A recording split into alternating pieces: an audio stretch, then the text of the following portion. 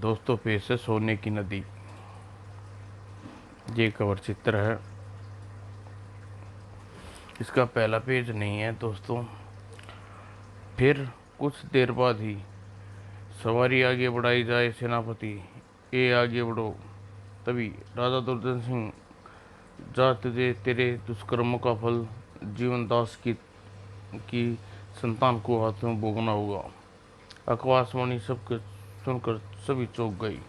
हूँ तो उस बीज को ही खत्म करवा दूंगा जिसे वह जहरीला पौधा उगेगा।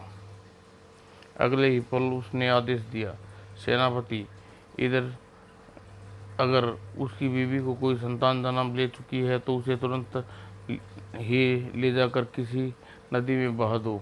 ऐसा ही होगा महाराज। फिर कुछ देर बाद सेनापति कई सैनिकों के साथ जीवनदास के घर की ओर चल दिया। अब देखता हूँ वह भविष्यवाणी कैसे सत्य होती है। उधर जीवनदास की पत्नी प्रसव पीड़ा वेदना से चिल्ला रही थी। स्थिति की गंभीरता को देखते हुए वैद्य जी ने दाई को सिर दी बुला लिया। जीवनदास अभी तक नहीं लौटा प्रभु, माँ बच्चे की रक्षा करना। थोड़ी देर बाद लड़का हुआ है वैद्य जी, और घबराने की कोई बात नहीं है। ओ तेरा लाख लाख शुक्र है प्रभु। सुनो दाई, ये दवाइयाँ थोड़ी देर के बाद रुक्मणी को देती रहना, समझी। और हाँ, जीवनदास लौट आए तो उसको कह देना कि उन दवाइयों की कोई जरूरत नहीं रही। जी बहुत अच्छा, आप निश्चिंत रह जाएं। लेकिन अभी वैद्य जी ने कदम बढ़ाए थे, बाहर निकल रहा था कि और कराने का स्वर सुनकर वैद्य जी पुनः रुक्मणी के पास पहुंचे। मुझे लगता है रुक्मणी को जुड़वा बच्चे की माँ बनेगी। मुझे भी ऐसा ही लगता है पर कहीं तभी ओह, शायद जीवनदास लौट आया। मैं दरवाज़ा खोल कर देखता हूँ, लेकिन दाई माँ ने द्वार खोला। पर्याट पुड़िया और वह सांप का बच्चा छीन लो। वहाँ वहाँ सांप के बच्चे को जीवित नहीं छोड़ा जाएगा। इधर दे बच्चे को। नहीं, मेरे बच्चे को मुझसे मत छीनो। यह कैसा जुल्म हो रहा है। एक अबोध बालक को उसकी माँ से जुदा किया जा रहा है। मेरा बच्चा। तेरी ये हिम्मत राजकारी में एक्सटेप करता है। सिपाहियों, खत्म कर दो इस गुस्ताख को। खचाक। फिर बच्चे को लेकर सेनापति नदी की ओर चल पड़ा। हाय मेरा बच्चा, कोई उसे बचाओ उस जालिमों से। हे प्रभु, ये सब क्या क्या हो गया है। मुझे लगता है इन जालिमों को जीवनदास को मार डाला। हे ये जालिम तुम्हारे दूसरे बच्चे को भी मार डाले इससे पहले। अब तुम दोनों जल्दी से यह गांव छोड़कर कहीं दूर चले जाओ। और इसी तरह वैद्य जी के प्राण पेखेर उड़ गए। और अचानक वस्तुएं एक बैग में भरकर, चलो रुक्मिणी, अब यहाँ रुकना खतरे से खाली नहीं। सबकी निगाह से छिपते छिपते दोनों एक जंगल में पहुंचे। आओ रुक्मिणी, शायद कुटिया में कोई मदद मिल जाए। और कुटिया से कुछ दूर रुक्मिणी बेहोश होकर गिर पड़ी। कोई अंदर है, कोई अंदर है। क्या बात है माई, कौन हो तुम। दाई माँ ने तुरंत साधु बाबा को रुक्मिणी की बारे में जल्दी जल्दी बताया। देख कर उचित देख देर करना उचित नहीं है। चलो तुम्हारा सहारा देकर कुटिया के भीतर ले जाया जाए। और कुछ देर बाद भगवान का शुक्र है सब कार्य ठीक ठाक हो गया। ओह मेरा बच्चा, आप धन्य हैं गुरुजी। अगर आप समय पर हमारी मदद न करते तो न जाने क्या हाल होता। ईश्वर के हुक्म के बिना कुछ नहीं होता बेटी। और अब तुम यहीं रहकर अपने बच्चे का पालन पोषण करो। हाँ, और इसे इस काबिल बनाओ कि एक दिन ये अपने पिता के और भाई का बदला ले सके। उसके बाद दाई माँ गाँव लौट गई। उधर विमल सिंह, हा, न रहेगा बांस न बजेगी बांसुरी। चल, नाव को वापस किनारे पर ले जाओ। महाराज को यह खबर सुनाकर अवश्य प्रसन्न होंगे। बक्से में बंद रुक्मिणी का पहला बच्चा नदी में बहता चला जा रहा था। ओम नमः शिवाय। तैरता हुआ बक्सा मुनि राजन नाथ से टकराया। ओह, यह क्या बक्सा है। क्या हो सकता है इसमें। ए प्रभु, इसमें तो नवजात शिशु है। माँ। और तभी भगत राजनाथ, किसी ने मुझे पुकारा। हमने तुम्हें पुकारा भगत। प्रणाम। आपके दर्शन पाकर मेरा जीवन समर्थक हो गया प्रभु। भगत राजनाथ, इस बच्चे को न केवल परवरिश ही अब तुम्हें देनी होगी, बल्कि तुम्हें उस पापी को संहार करने की काबिल भी बनाना होगा। मैं इस बच्चे को पाकर धन्य हो गया प्रभु। इतना सुनते ही शिव अंतर्ध्यान हो गई। उसी रात महल में रानी पद्मावती को एक अन्य राजकुमार ने जन्म दिया, किंतु वह कुबड़ा और बदसूरत था। कुबड़ा राजकुमार, जी हाँ राजकुमार, शायद ईश्वर को यही मंजूर था।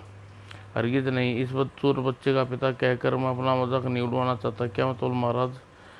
दाई, इस रहस्य को अभी केवल हम दोनों ही जानते हैं। इससे पहले ये बात फैले, मैं रातों रात इसे जंगल में फेंक आता हूँ।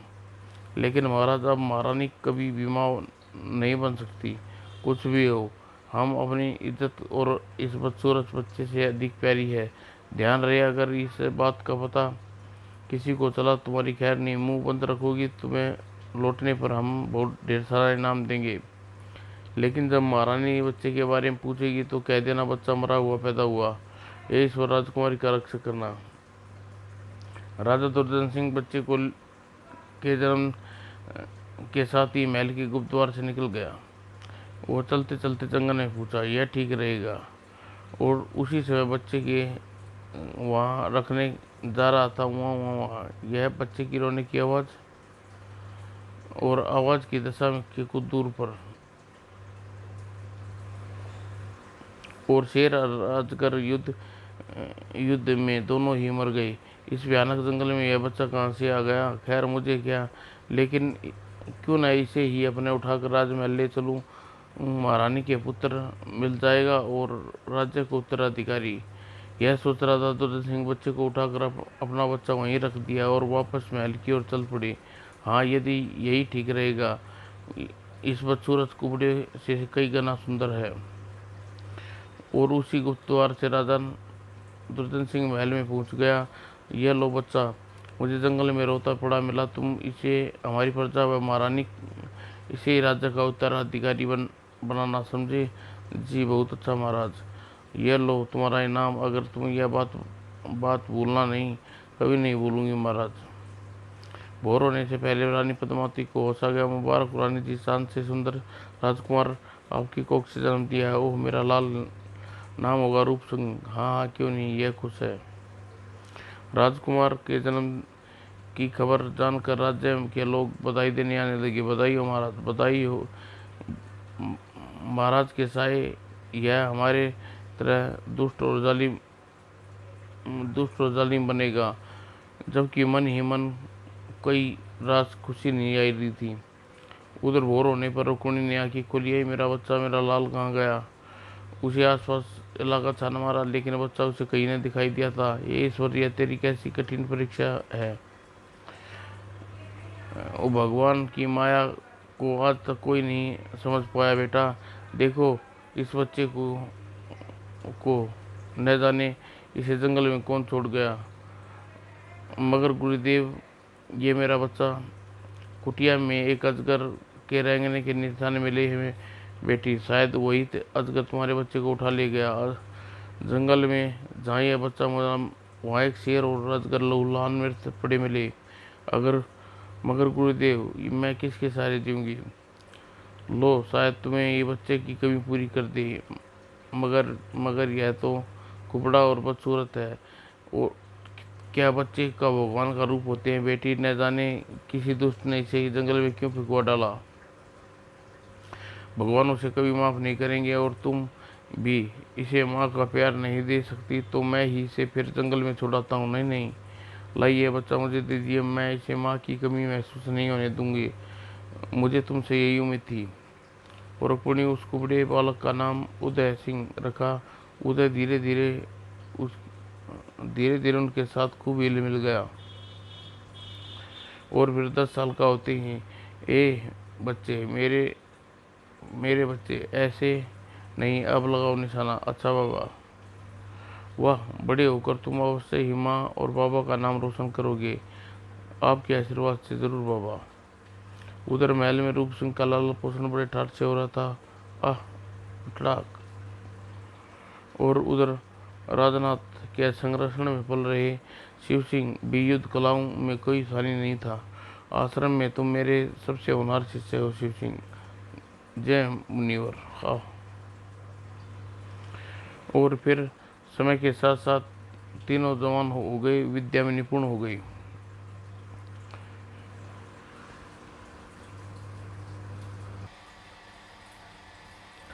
एक रात, मेरे बच्चे देखो, तुम्हारी माँ कब से तुम्हारा इंतजार कर रही है, लौट आओ मेरे बच्चे।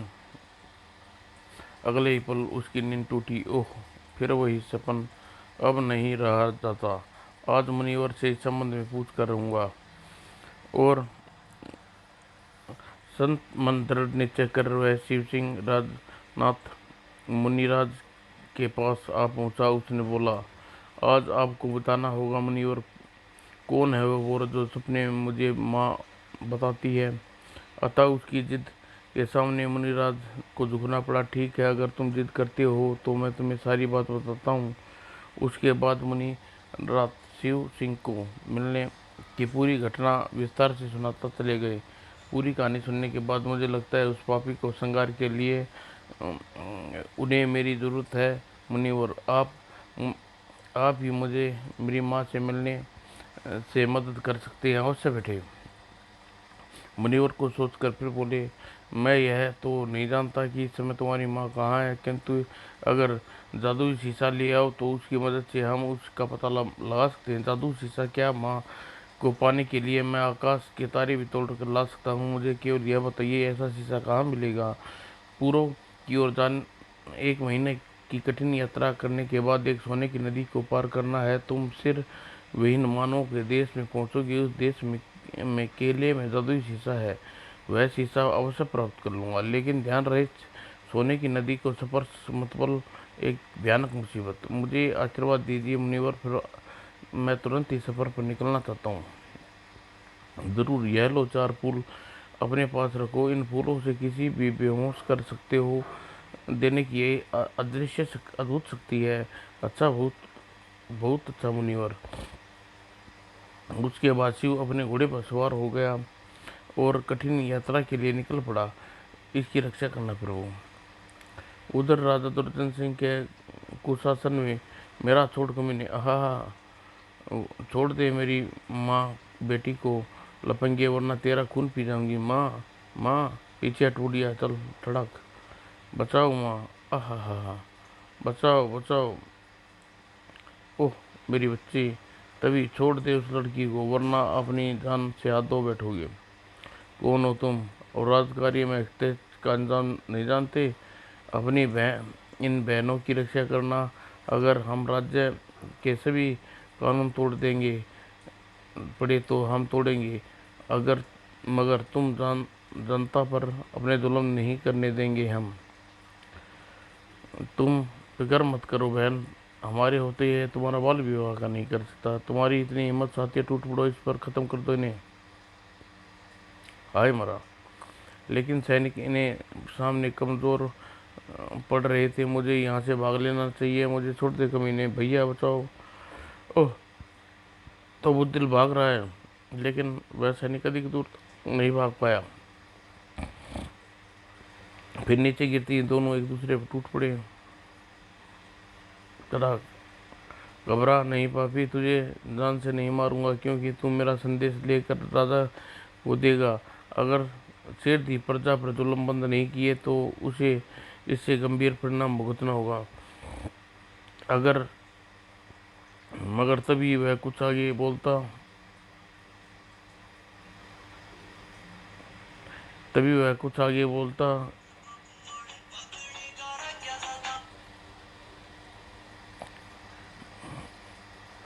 तभी अंधकार छा गया और तेज हवा चलने लगी। आकाश में बिजलियां चमकने लगी।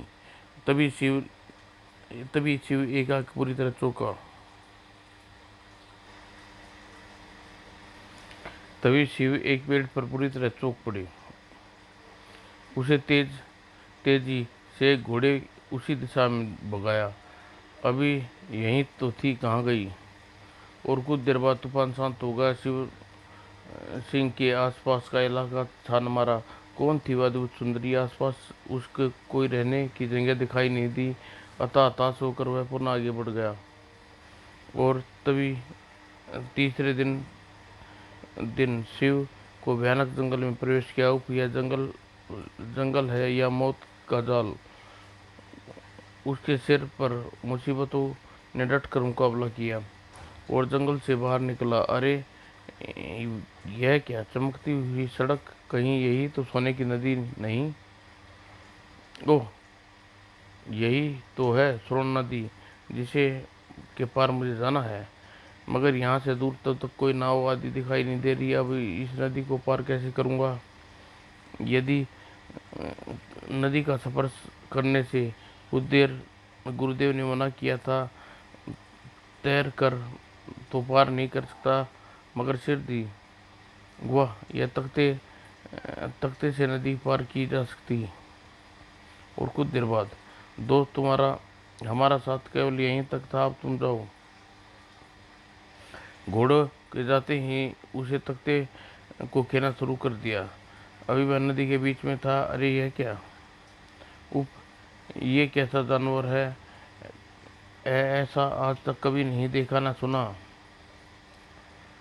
और अगले ही पल भयानक जानवर ने शिवसेन के करीब आकर उसे पलट दिया और अपना वार खाली जाते देख देख उस भयानक जानवर ने उस पर फिर हमला किया। किंतु इस बार शैतान शिवसेन तैयार था और घायल होने के पश्चात भी जानवर अधिक गुस्से में झपटा और उसकी धड़ अलग कर दी। किंतु अगले ही पल उसके पानी में गिरते ही नदी में ऊंची ऊंची लहरें उठने लगी और शिवसेन उन लहरों में डूबता चला गया।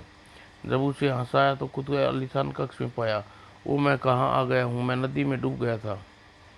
तभी एक आवाज़ उठी, तुम इस समय परीलोक की राजकुमारी सुनलता की कैद में हो। मगर तुम कौन हो? मैं उसका एक सेवक हूँ। ओह। और तभी दरवाज़ा खुला, राजकुमारी सुनलता ने प्रवेश किया। तो तुमने मुझे पहचान लिया? उसे देखते ही शिवसेन बुरी तरह चौंक उठा था। मगर मैं कैसे भूल सकता हूँ? मगर एक बात बताओ, तुम यहाँ जंगल में क्या कर रही थी? मैं यहाँ तुम्हारी मिलने आई थी। तुम मुझसे, मगर क्यों? अगर मैं यह सच है तो फिर बिना मुझसे मिले वहाँ से गायब क्यों हो गई? क्योंकि सिर विहीन मानवों के राजा कालनाथ ने मेरे पीछे पीछे वहाँ आ पहुँचा था। अगर मैं तुमसे मिलती तो निश्चय ने तुम्हारी जान से मारने के बाद तो मुझे भी कैद कर लेता। वह क्यों? मैं तुम्हें सब बातें विस्तार से समझाती हूँ, लेकिन तब तक तुम्हें मेरी मदद करनी है। एक बार मंदिर में जाते समय मैं आंधी के रूप में कालनाथ मुझे पृथ्वी पर शादी करने के लिए उठा लाया। मगर मुझे वह पसंद नहीं आया, इसलिए मैंने इनकार करने पर वह मुझे कैद करना चाहा। मगर किंतु किसी तरह बचकर मैं यहाँ आ गई। एक श्राप के कारण इस नदी में नहीं आ सकता और मैं नदी में उसका कोई दूत न प्रवेश कर सके, इसलिए मैंने नदी में जादू छोड़ दिया जिससे वो नदी के पानी को स्पर्श करता है, वहाँ कैदी बन जाता है। जैसे ही मुझे पता चला कि तुम जादुई शीशे को प्राप्त करने जा रहे हो तो मैंने तुम्हें मिलकर कुछ जरूर बातें बतानी चाहिए। मगर एन मौके पर सब गड़बड़ हो गया। ओ, तो आप जानती हैं मैं जादुई शीशा प्राप्त करने जा रहा हूँ। हाँ, किंतु कालनाथ को खत्म किए बिना तुम जादुई शीशा तो क्या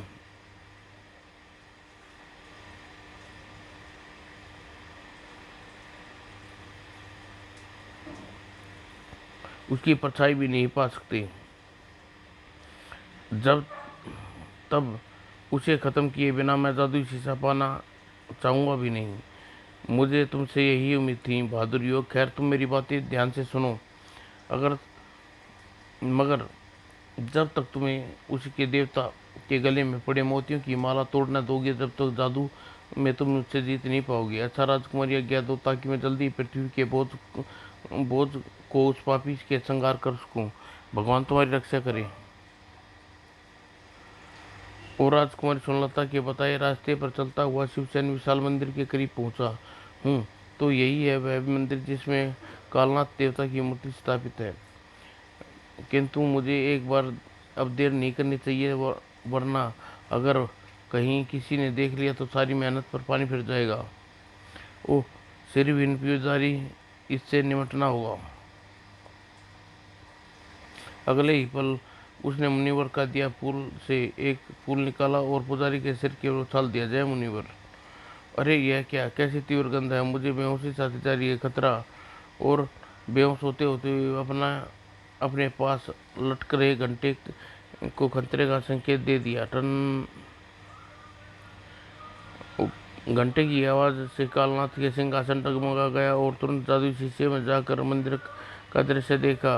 ओह मनुष्य, इस मच्छर को इतनी हिम्मत कि हमारे यहाँ आने कर मंदिर में अपवित्र करे। अरे यह मेरे दादा शक्तियों की माला की ओर बढ़ रहा है। आप चिंता न करें, हम अभी उसके सामने सम्मुख होते हैं। अगर उसने आपकी माला को प्राप्त कर लिया तो भयानक मुसीबत आ जाएगी। उधर शिव सिंह जैसे ही माला पर हाथ बढ़ाया, लगता है उन्हें मेरे यहाँ उपस्थिति का पता चल गया है। अब देर करना खतरे से खाली नहीं, मारो मारो, पकड़ो पकड़ो। अगले ही पल वह बाज की तरह झपटा, उसने गले से देवता के गले में पड़ी माला को खींच लिया। और तुम्हारी सारी कोशिशें बेकार है कमलनाथ, मरने के लिए तैयार हो जाओ। मैं तुझे जीवित नहीं छोड़ूंगा, पकड़ लो इसे। शिवसेन के द्वारा शिवसेन ने तुरंत हाथ में फूलनाथ का सैनिकों पर उछाल दिया। ओह मेरा दिमाग घूम रहा है। ओह। देखते ही सब सैनिक बेहोश होते से गिर उठे। तभी कालनाथ और सैनिकों भी वहां आ पहुंचे, मगर जादुई फूल के प्रभाव से बच न सके। अब तेरी बारी है दुष्ट, और यह ले अपने दुष्कर्मों का फल। शिवसेन ने उसे मरा समझा और तेजी से मंदिर के दरवाजे की ओर लपका। तेरे इस बार से तू मेरे इस बार से तू बच नहीं सकता दुष्ट। आह आह, मुझे बर्बाद करने वाले सारी उम्र पछताएगा। कहने के साथ ही प्राण पे गिर उड़ गए। देखते देखते शिवसेन की पीठ पर एक कुपड़ उभर आया। ओह, अब क्या होगा? क्या सारी उम्र मुझे ऐसे ही बितानी होगी? मन ही मन कोई निश्चय कर वह काल के किले की ओर चल पड़ा। और वहां भी उसकी टक्कर कई सिरविहीन मानवों से हुई, मगर फूल की मदद से बेहोश करता हुआ वह काल के शयन कक्ष में जा पहुंचा। यह जादू शीशा वहीं मिल गया। यही वह शीशा है होना चाहिए। ये शीशे मुझे सुनलता दिखाओ। और अगले ही पल शीशे की सतह पर सुनलता का चेहरा उभर आया। यह देख प्रशंसा से खिल उठा। अब इसमें कोई शक नहीं है, जादुई शीशा है। मुझे तुरंत राजकुमारी के पास पहुंच जाना चाहिए। और वैसे ही जादुई शीशा लेकर वह किले से बाहर निकला। कुछ ही दूर पहुंचा था कि अचानक विस्फोट के साथ सारा किला और मंदिर ध्वस्त हो गया। और जब वह राजकुमारी सुनलता के पास पहुंचा, घबराओ नहीं शिवसेन, तुम्हारी सुनहरी नदी के पानी पीते ही तुम पूर्ण अवस्था में आ जाओगे। और राजकुमारी ने अपने हाथों से पानी पिलाया और पानी पीते ही तुम्हारा बहुत बहुत एहसान ये तुम्हारा यह एहसान जिंदगी भर नहीं भूलूंगा राजकुमारी। इसमें एहसान की कोई बात नहीं। कालनाथ को मारकर तुमने बड़ा उपकार किया मुझ पर, मगर अब मुझे चलना चाहिए। मैं अपनी माँ से मिलना को बेचैन हूँ। हाँ हाँ, क्यों नहीं। जैसे ही नदी से बाहर निकलोगी, एक सुनहरी उड़न खटोला तुम्हारा इंतजार करता हुआ मिलेगा। उसी पर बोतल में नदी का सुनहरी जल है, जिसे पीने से सभी ऐसा रोग ठीक हो जाते हैं। अगर मेरे यहाँ से नदी का जल साधारण जल में बदल जाएगा। और फिर दोनों अपने अपने रास्ते चल दिए। काफी देर तक उड़ने के रहने के पश्चात तो उड़न खटोला आश्रम के सामने जा पहुंचा, रुका। और शिव ने तुरंत ही मुनि के पास पहुंचा और मुनिदेव को भावहीन हो उठे। अब देर मत करो और तुरंत ही शीशे को अपनी माँ का पता पूछो। मैं मैं भी जानने के लिए बेचैन हूँ मुनिवर। और जादू शीशे ने माँ का पता जानने के बाद वह उड़न खटोले पर सवार होकर चित्रपुर के जंगलों की ओर उड़ चला। और फिर चित्रपुर के जंगल में पहुंचकर अपनी माँ रुक्मणी से मिलकर अपने बारे में सब बताया। मेरे बच्चे तुम्हें जीवित हो कहीं कोई सपना तो नहीं देख रहे? नहीं मेरी बच्ची माँ, मगर वह कमीना मेरे हाथों से बच बच नहीं सकेगा माँ, जिसने तुम्हारे माथे की बिंदिया नोच फेंकी। एकाएक उसका ध्यान उदय पर ही उड़ गया। यह माँ कौन है? यह तुम्हारा भाई है उदय। और यह जल पियो उदय, तुम भी सुंदर हो जाओगे। क्या सच? और जल पीते ही उदय सचमुच सुंदर हो गया। मैं ठीक हो गया वहाँ देखो। हाँ, लगता है जैसे जमाने भर की खुशियाँ प्रभु ने आज मेरी झोली में डाल दी। और अब आंधी आंधी के चमचों से मिल जाना बाकी है। हमें तुरंत ही चित्रपुर चलना चाहिए। तुम ठीक कहती हो माँ। उधर चित्रपुर में बागी कोपरा नाम के बच्चे बच्चे की जुबान पर चढ़ गया था। देखो साथियों, सारी प्रजा हमारे साथ है। आज रात पर महल में हमला कर हम ध्यान रहे। हम राजा को जीवित गिरफ्तार करना है, इसलिए उस उसके लिए सजा प्रजा चुनेगी। ठीक है बागी कोबरा। और आधी रात को महल में अचानक हमला हो गया हमारा। हा तो गजब हो गया महाराज। प्रजा बागी होगी कोबरा के साथ मिलकर विद्रोह कर दिया। राजकुमार रूप सिंह का भी कोई पता नहीं चल रहा। क्या आखिर वही हुआ जिसका मुझे डर था? और इससे पहले कि लोग यहाँ तक पहुँचे हमें भाग निकलना चाहिए। चलो जल्दी करो महारानी। लेकिन अब तुम यहाँ से बचकर नहीं भाग पाओगे पापी। ओ राजकुमार रूप सिंह, ओह यह पागलपन है राजकुमार। यही है बेटा, यही है तेरे पिता का हत्यारा। रू, रूप सिंह, राजकुमार रूप सिंह, तुम्हारे पिता हम हैं। बंद बंद कर बकवास कमीने, मेरा नाम रूप सिंह नहीं शिव है। याद कर, मेरे पिता की हत्या करने के बाद तूने मुझे नदी में बहा दिया था और मार डाला था मुझे। स्थिति की गंभीरता समझती राजा ने हुक्म दिया, मुकाबला करो सेनापति, इन्हें मार डालो। जो को महाराज। और अगले ही पल सेनापति शिव सिंह टूट पड़ा। इस मौके का फायदा उठाकर दुर्जन सिंह ने उठाया, यहाँ से भाग निकलने में भलाई है।